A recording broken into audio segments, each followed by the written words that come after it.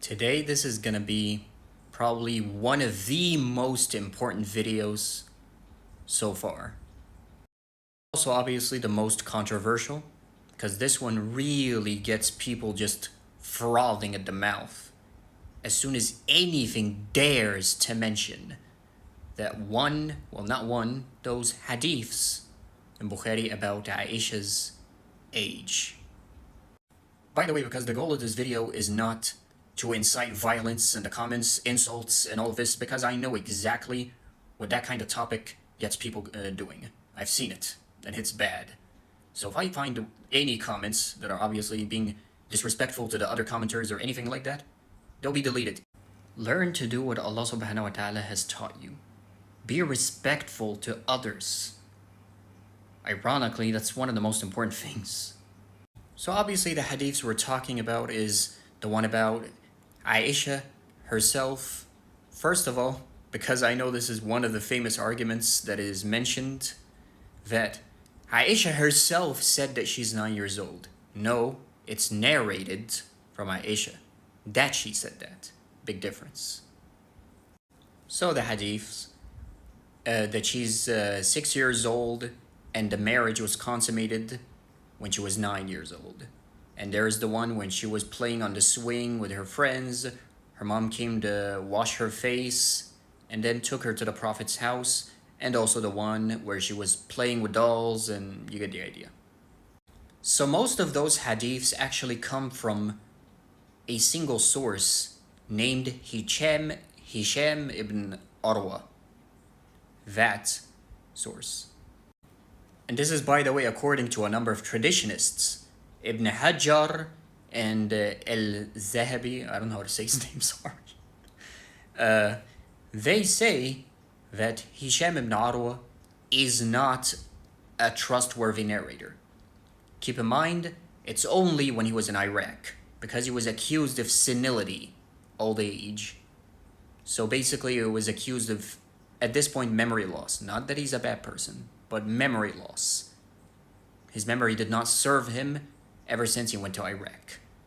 And ironically enough, that hadith came from Iraq, not Medina. You know, where Aisha was, by the way, for the marriage. So all of the hadiths came from Iraq, not Medina, again. By the way, I'll be putting the article, or articles, I guess, the ones that I did research on in the comments, so don't worry. So he was called a mudallis, and it comes from the word tadlis. What mudallis means basically is a narrator who narrates from someone he never actually met, yet claims to have met. But it's also used for someone who narrates something he did not hear, and hence should not report. Or it's used for someone who narrates traditions that are contrary to what other reliable, trustworthy narrators, sources have reported, and so obviously cast doubt in the tradition.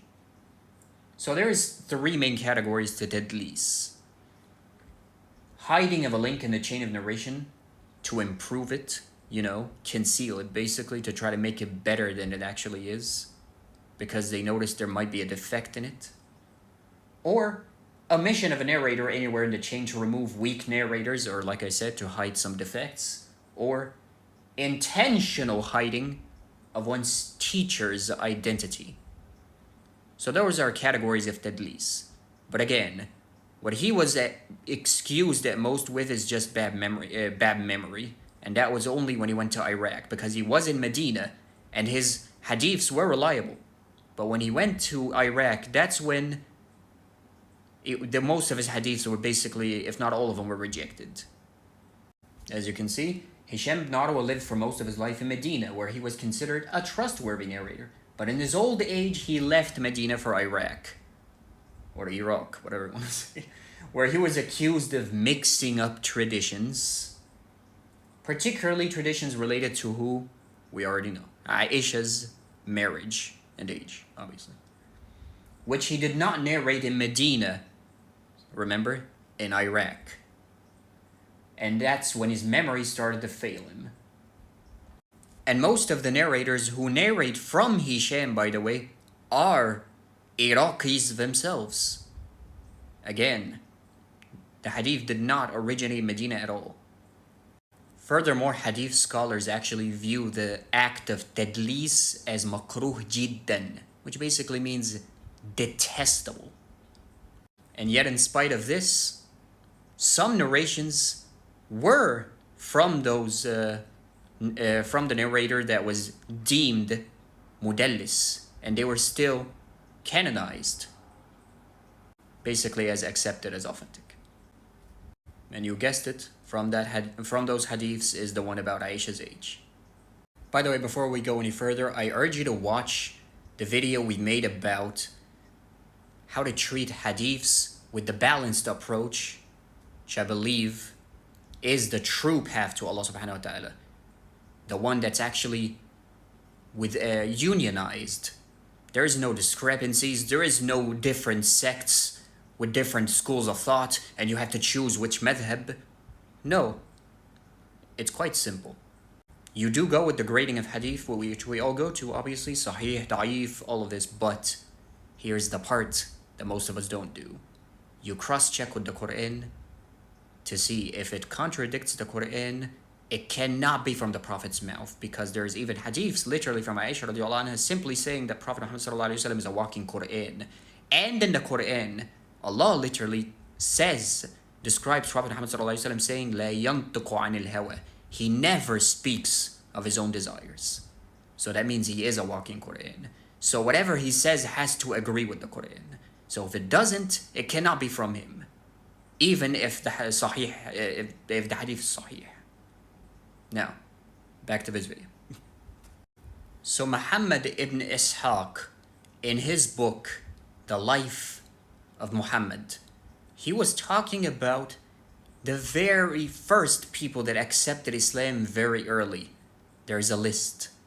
And from that list, who's there? So that's in the first year of the revelation of Islam. Basically the early adopters of Islam, the earliest adopters. Aisha's name and her sister is in that list. That was in the first year after the first revelation. And that same list is also found in Ibn Kathir's As-Sira Nabawiyya. It's just with a different phrasing. Namely, that Aisha was Saghira, which basically means young. So if Aisha and Asma bint Abi Bakr radiallahu anhuma both are in that list, which is in the first year after the Prophet's revelation, then she couldn't have been 9 at the time of consummating her marriage. Which, by the way, happened in the second year after Hijrah. Why? Because she wouldn't have been born yet at the time of accepting Islam. Also, to become a Muslim, you have to actually know what you're doing, what you're saying. You have to be able to articulate the Shahada. All of this is important. And all the sources agree that Prophet Muhammad ﷺ stayed in Mecca for 13 years. And that was after his call to prophethood and the first revelation. And the first year of Bil-Ba'th, which basically means the call to prophethood, the revelation, it was 14 years before the consummation of their marriage. So if the hadith about her age is actually correct, then she would not be born. And Ibn Ishaq, by the way, wrote his account a long time before Bukhari, which basically questions this hadith.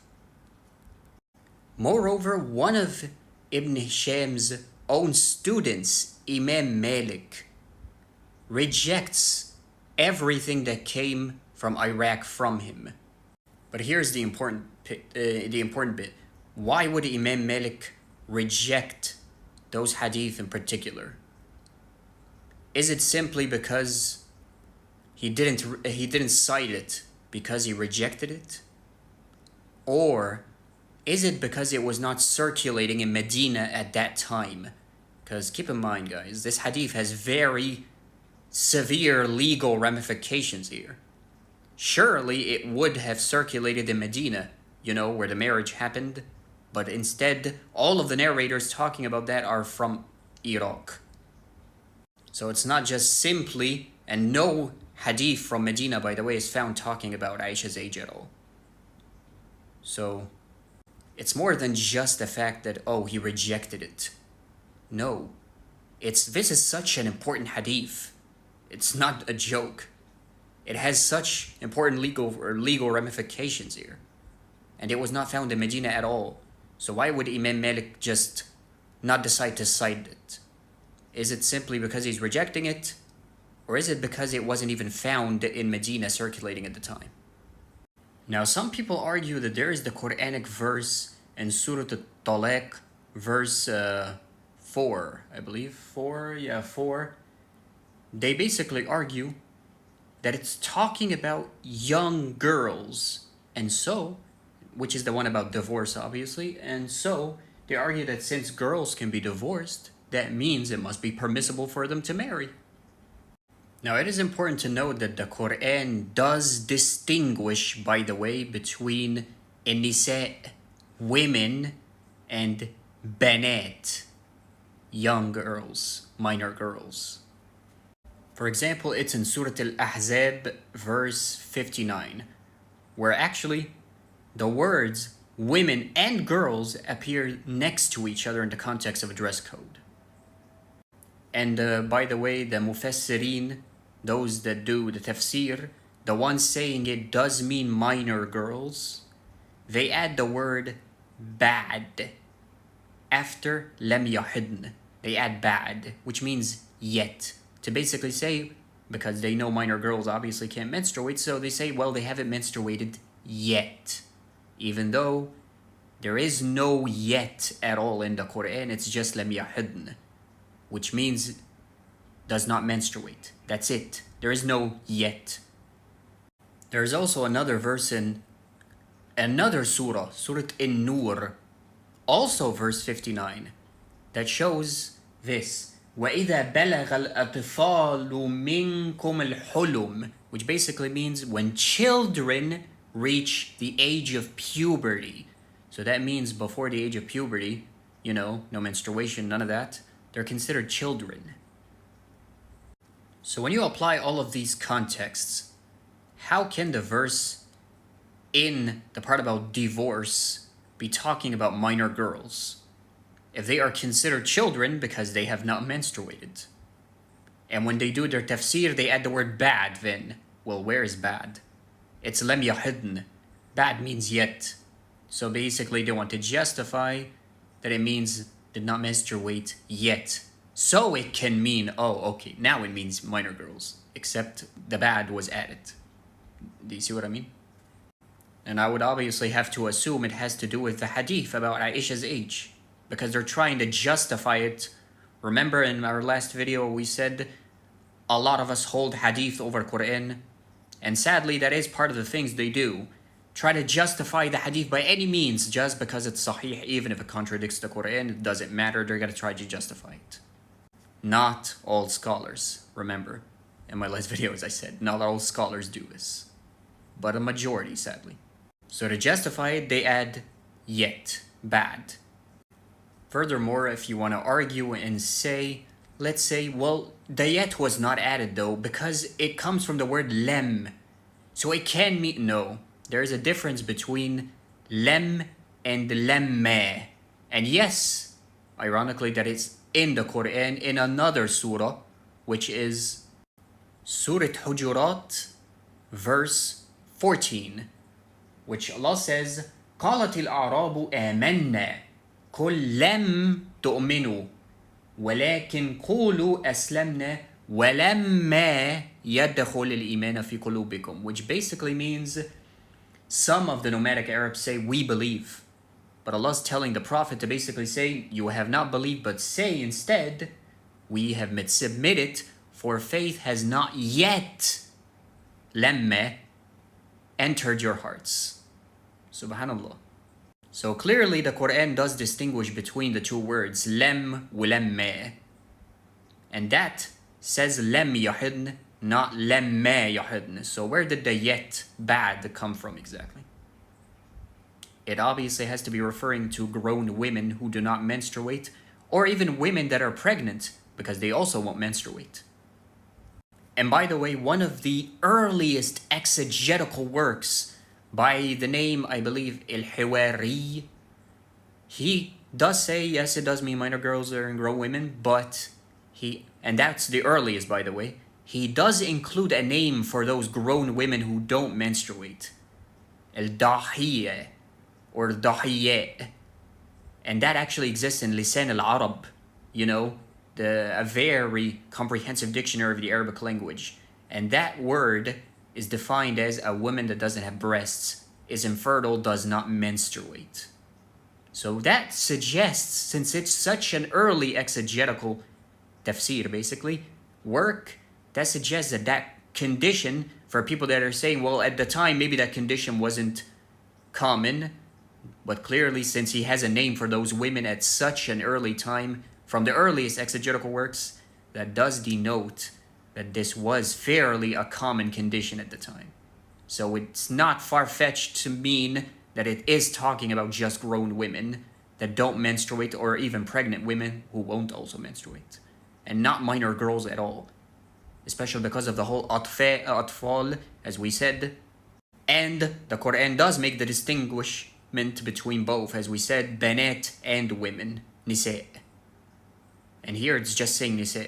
And the same with lam and lamma. The Quran also makes that distinguishment. So yeah.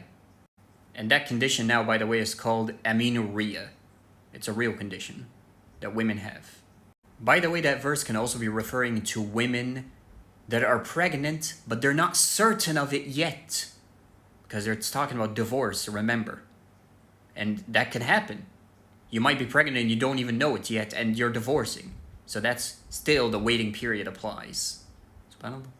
Keep in mind that it's a very long article, by the way. As I said, I will link them in the comments. I'm just talking about the important points of it, because this video is going to be way too long. So as we said, there's literally no support for child marriage whatsoever found in the Quran. SubhanAllah. And here's another surah, Surah An-Nisa, verse 4, which is talking about the orphans. Allah is saying, test their competence, meaning test their intelligence, because youngsters or minors cannot make wise decisions. Test the orphans until they reach a marriageable age. And that marriageable age is what? The age of puberty. See if they can make the wise decisions. And if they can make the wise decisions, that's when you return their wealth to them. Because even when you reach puberty, your brain is developing, right? So as soon as you're able to make the wise decisions now, that's when you can marry that person. So there is no certain age of marriage after puberty. It's about testing the intelligence and seeing if they can make wise decisions by taking their property away from them and returning that property then to them when they reach that marriageable age. See, subhanallah. By the way, to show you that this tafsir of the Quranic verse was indeed had to do with the fact that they were influenced by that hadith, Ibn Hazm, one of the scholars, argues that a father can marry off his virgin minor daughter in the precedent of, because Abu Bakr married Aisha to the Prophet when she was 6 years old. And that's why he's arguing for it. See what I mean? And he argues by using the Quranic surah, which is Surah Al-Ahzab, verse 21, where Allah basically says, indeed in the Prophet you have an example to follow. So he's saying, so you should follow the Prophet. Well, ironically, Prophet Muhammad ﷺ, by the way, refused his own daughter, Fatima radiallahu anha, to Umar ibn al-Khattab and Abu Bakr, who both asked for her hand. And you know the reason why? Because he deemed her to be too young and cannot handle marital duties. Subhanallah. So the Prophet himself refused his own daughter's hand in marriage for Abu Bakr and Umar ibn Khattab. And do you know when he allowed her to marry, by the way? To Ali, and that was when she was 18 years old. Subhanallah. So that clearly shows that that hadith, as we said, with the middle ground approach, the true path to Allah subhanahu wa ta'ala, where there is always unionization, there is no difference of opinion, there's this school of thought that says this one says abandon reasoning, this one says no, use reasoning, this one says, none of this. This is the unionized approach, the true way to really assess a hadith. Yes, with all the obviously the sahih, da'if, all of this, but you still have to cross-check with the Quran. Because the Prophet is a walking Quran. His words have to be in agreement with the Quran. If they don't, then how is it from him? And this is also in the Quran, as we said, لا ينطق عن الهوى. He does not speak of his own desires. This is Allah saying this. So this is absolute truth. There's no chain of transmission with that one. Subhanallah.